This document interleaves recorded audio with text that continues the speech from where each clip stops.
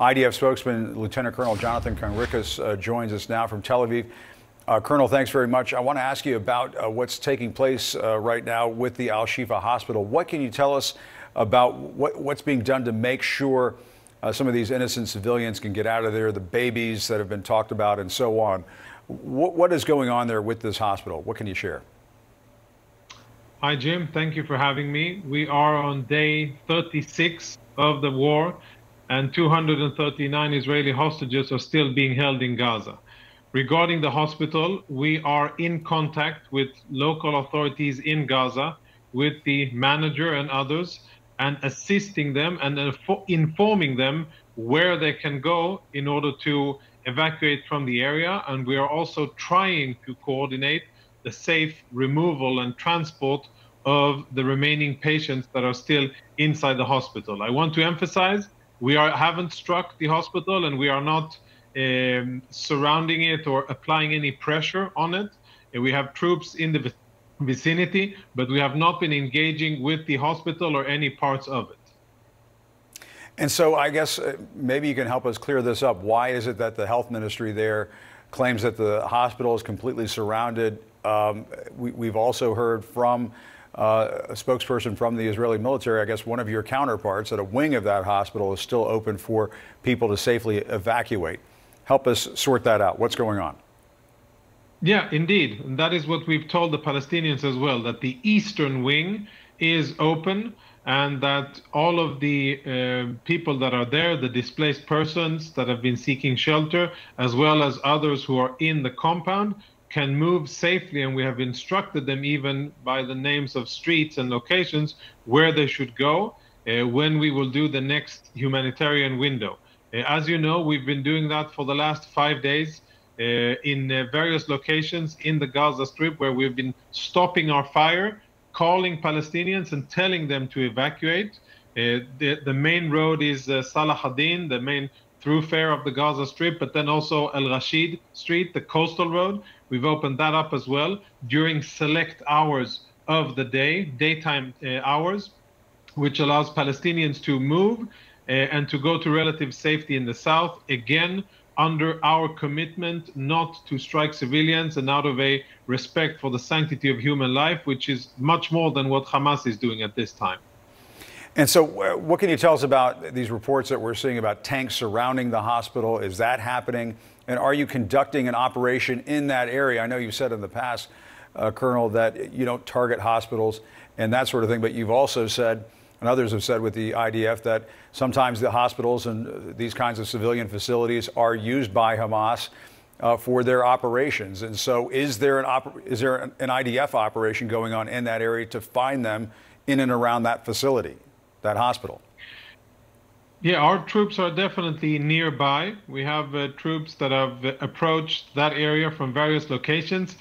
We have to understand that the viewers who may not have been following or just joining, the Shifa compound is indeed a hospital, but underneath are layers and layers of Hamas military activity that they have established underneath the hospital, whereby they are using the hospital for military needs, which is a war crime. It's against the Geneva Convention. They are endangering the protected status of the hospital by doing so.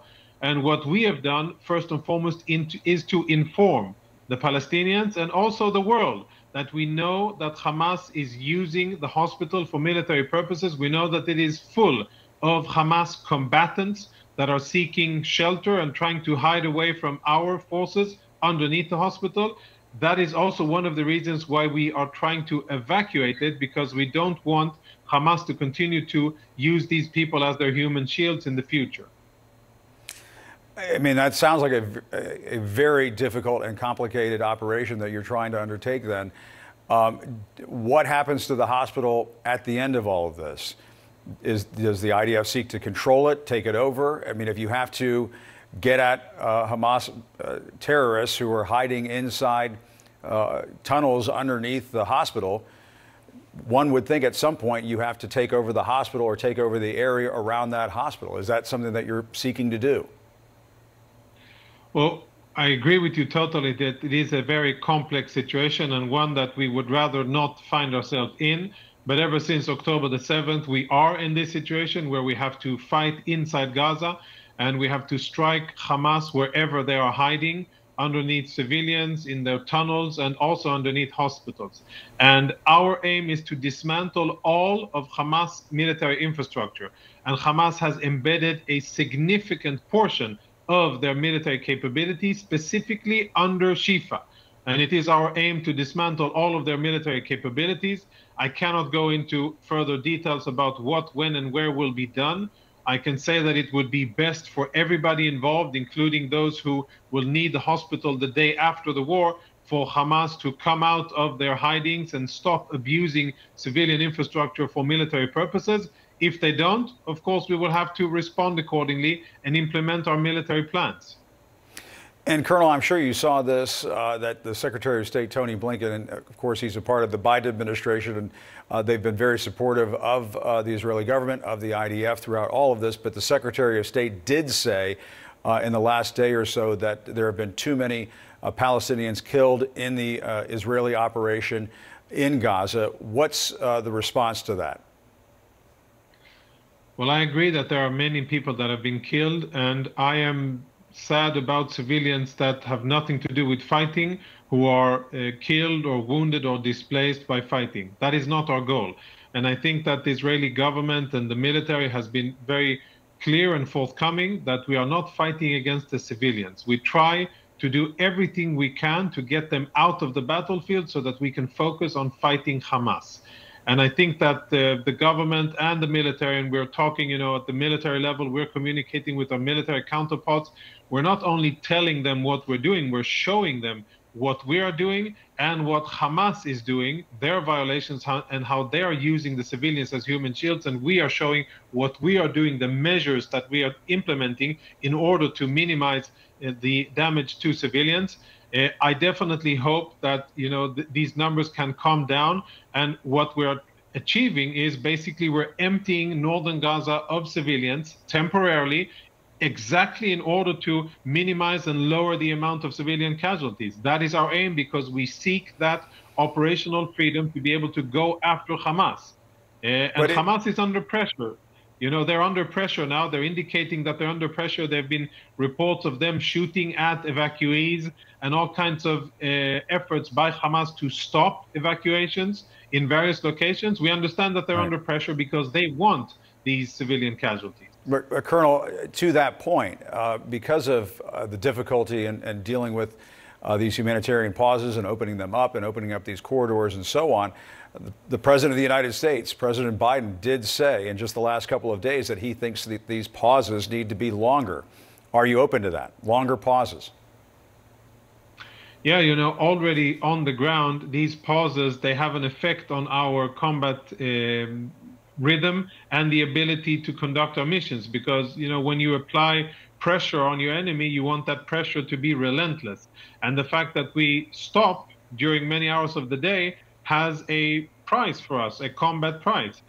What we already have done, also responding to those requests and statements made by the president and others, is to add hours. It started with 4 hours and now it's 5. Maybe it will be expanded more. We added another route, right? It was only the central route, and now we've opened up a northern route as well along the coast, Al Rashid Street, in addition to Salah ad-Din. So we are definitely listening. We're definitely trying to find good ways of evacuating civilians to minimize the effect on them while still doing what we need to do. And this is important. We're not in Gaza for the amusement of it. We are there because we are fighting Hamas. They need to be dismantled. Otherwise, we won't be able to live safely in southern Israel, and we need to get our hostages back. No, and I understand that, but you brought up hostages. One of the items that has been discussed in all of this is, and you're probably aware of this, there are multiple parties involved in these kinds of talks, that the longer the humanitarian pauses, potentially that could lead to the release of hostages. There have been negotiations going on to that end. Are you open to that? Yeah, I'm not entirely sure that that is the correct working assumption. I think that what Hamas is trying to do, both its internal leadership and its overseas or external leadership, they're basically trying to play for time, and they're trying to force Israel through international pressure while using the hostages, the poor women, children, babies, and elderly people that they've been holding for more than 36 days. They're using them as leverage in order to get the IDF to back off and relent in our military pressure. I think that Israel has been clear. There won't be any kind of ceasefire before we get hostages back. Talking can be done, that's all fine, but there needs to be continuous pressure on Hamas. That is the only thing that is effective. And by the way, maneuvering on the ground, creating that kind of friction on the ground between us and enemy forces creates intelligence and creates other opportunities that hopefully we will be able to leverage in order to get our people home. Okay, Lieutenant Colonel Jonathan Conricus, thank you once again for your time. We appreciate it this evening. Thank you. Thank you for having me.